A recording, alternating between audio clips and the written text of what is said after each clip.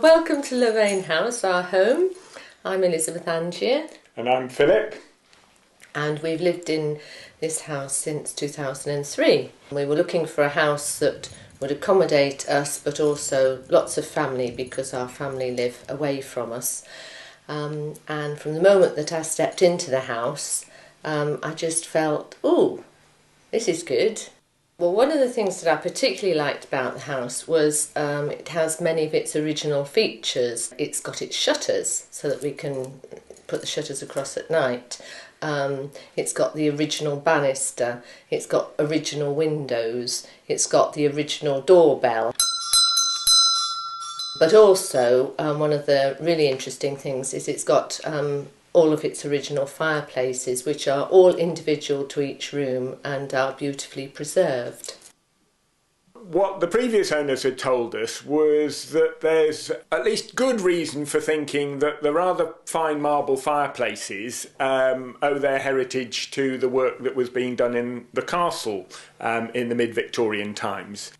We know the house was here in 1852.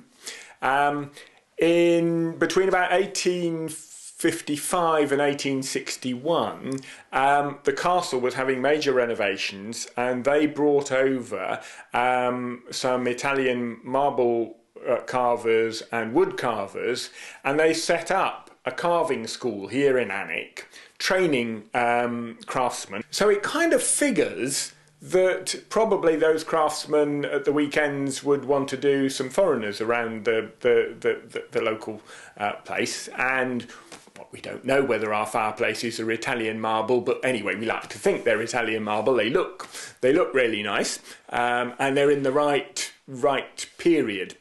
We've got a lovely, curious Victorian one up in the spare bedroom, which is described as attributed to the Eagle Stove and Foundry Company, and it's their gold medal award-winning hearth. And with a little bit of digging, we found out that this particular draft regulator stove was patented around 1894, and it works because it has this sliding shutter down the front of the fireplace that you can use to control the amount of air and obviously the speed at which the fire's burning, right down to the bottom there, where presumably you damp it in. And one can imagine that there would have been an element of pride from the householder to be able to present his domestic staff with this state-of-the-art piece of kit for them to make up the fires every morning. But I still think the domestic staff got the dirty end of the work. And then the other fun thing that we found out about the house is that originally it was privately owned and then rented.